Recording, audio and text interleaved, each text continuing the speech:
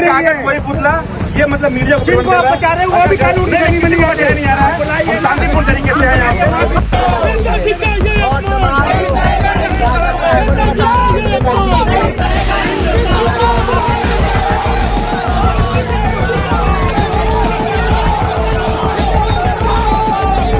दोस्तों, कभी पत्रकारिता का उद्देश्य सत्ता से सवाल करना, सच को सामने लाना और समाज को दिशा देना माना जाता था।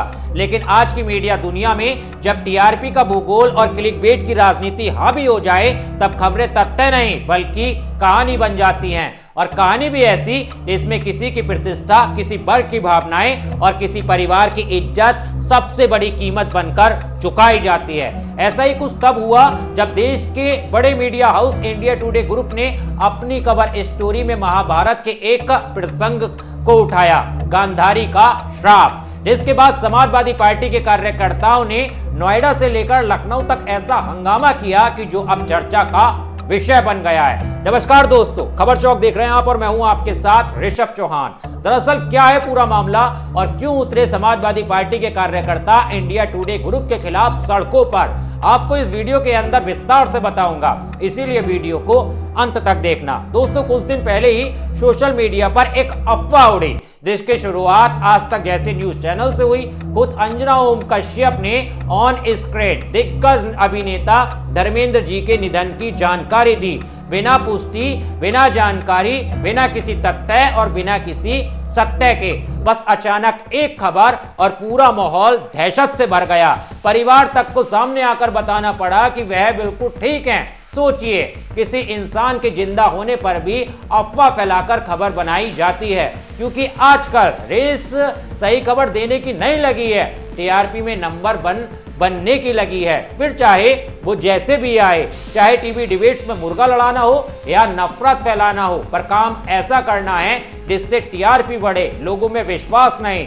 अब चर्चा चाहिए, क्लिक चाहिए, व्यूज चाहिए, जनता की भावनाएं वह तो बस ऐसे मामलों में सबसे पहले कुचली जाती हैं। इसी दौड़ में एक नया विवाद सामने आया और यह विवाद इतना बड़ा है कि लखनऊ से लेकर नोएडा तक आग की तरह फैल गया। और सवाल ये नहीं है कि विवाद कैसे फैला, बल्कि यह है कि वाकई पत्रकारिता का स्तर इतना नीचे गिर चुका है कि पौराणिक श्रापों को भी राजनीतिक परिवार से जोड़ देना नई खबर बन गई है। अब बात करते हैं शुरू से उस विवाद से जिसने पूरे माहौल को गर्म कर दिया। हुआ ये कि इंडिया टुडे ग्रुप ने अपनी एक कवर स्टोरी निकाली। यह स्टोरी साधारण राजनीतिक विश्लेषण नहीं थी, इसमें महाभारत के प्रसंग गांधारी के श्राप का जिक्र किया गया था।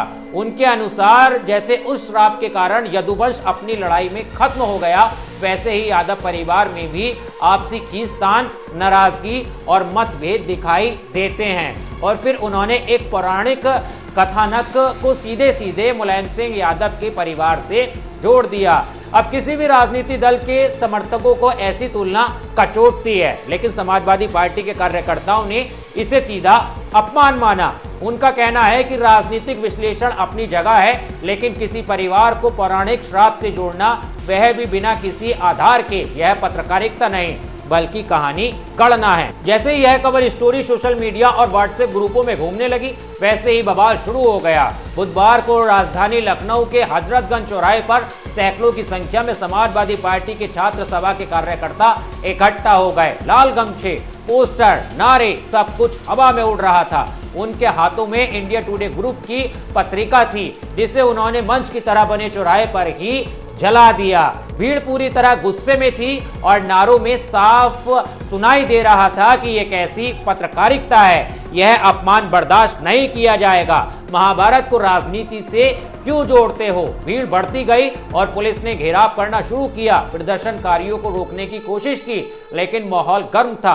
अंत में पुलिस ने सभी कार्यकर्ताओं को हिरासत में ले लिया और उन्हें इको गार्डन भेज दिया गया, वह जगह जहां बड़े प्रदर्शनों में अक्सर लोगों को अस्थायी तौर पर रोककर रखा जाता है। लेकिन यह कहानी सिर्फ मुख्य दफ्तर तक नहीं रुकी। इंडिया टुडे के मुख्य दफ्तर नोएडा की फिल्म सिटी में भी सपा कार्यकर्ताओं ने हंगामा किया और जैसे ही यह खबर पहुंची कि सपा कार्यकर्ता विरोध कर रहे हैं, पुलिस ने स्थिति को समझते हुए तुरंत सुरक्षा बढ़ा दी। बड़े पैमाने पर पुलिस बल तैनात किया गया ताकि कोई भी समूह वहां पहुंचकर माहौल खराब ना कर सके। पूरे इलाके में तनाव का माहौल था। कहने को तो प्रदर्शन सिर्फ छात्र सभा का था, लेकिन इसका असर सीधे सीधे राजनीतिक गलियारों तक पहुंचा। समाजवादी पार्टी के राष्ट्रीय अध्यक्ष अखिलेश यादव ने भी इस विवाद पर अपनी नाराजगी जताई। उन्होंने लगातार 2 ट्वीट किए।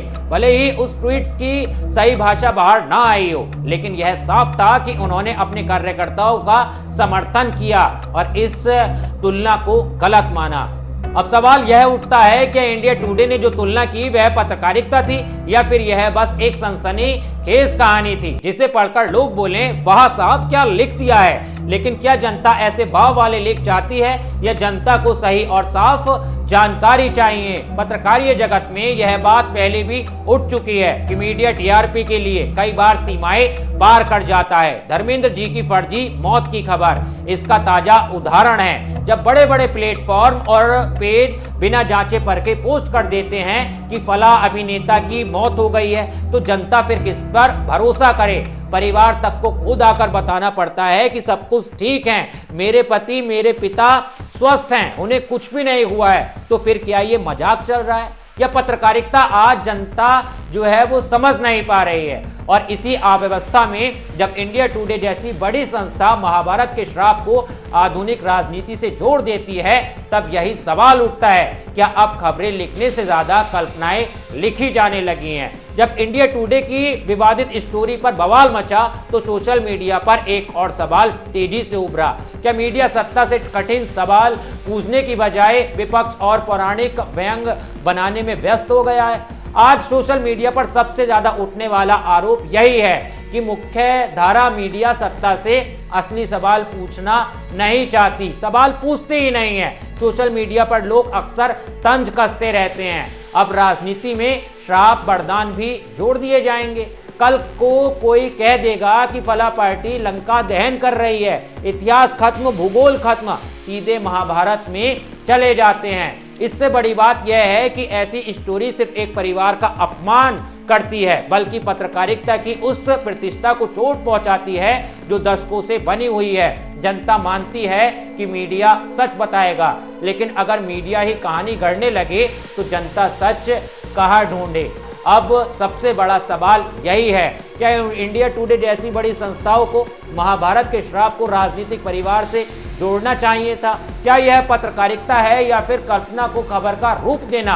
क्या मीडिया सिर्फ टीआरपी और सुर्खियों के लिए सीमाएं लांघ रहा है? जब धर्मेंद्र जी जैसे बड़े कलाकार की मौत की गलत खबर चल सकती है, तो क्या जनता मीडिया के हर दावे पर भरोसा करे? क्या किसी राजनीतिक परिवार की निजी छवि के साथ इस तरह की तुलना उचित है? अगर मीडिया ही तंज कसेगा, व्यंग करेगा, श्राप वरदान की बातें मिलाएगा, तो फिर पत्रकारिता असल मकसद कहां बचेगा? और सबसे बड़ा सवाल, क्या जनता को अब खबरों से ज्यादा पत्रकारों पर नजर रखनी पड़ेगी? खैर दोस्तों, आपकी क्या राय है? आप क्या सोचते हो? आपके क्या विचार हैं इस पूरे मामले पर? एक बार अपनी राय कमेंट में जरूर रख के जाना। वीडियो को ज्यादा से ज्यादा शेयर करना, जिससे लोगों को पता चल सके कि आज के समय में पत्रकारिता किस स्तर की हो रही है और कहां तक पहुंच चुकी है। अपनी राय रखना मत भूलना। वीडियो पसंद आई हो तो लाइक करना, और हाँ दोस्तों, हमारे चैनल खबर चौक को सब्सक्राइब करना भी मत भूलना। मिलता हूं आपसे किसी और वीडियो में किसी नए मुद्दे के साथ। तब तक के लिए धन्यवाद। जय हिंद।